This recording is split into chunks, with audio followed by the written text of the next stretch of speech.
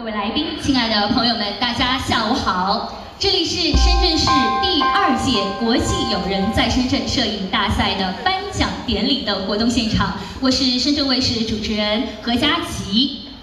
Distinguished guests, ladies and gentlemen, good afternoon. Welcome to the award ceremony of Aspects I Shenzhen Photo Contest.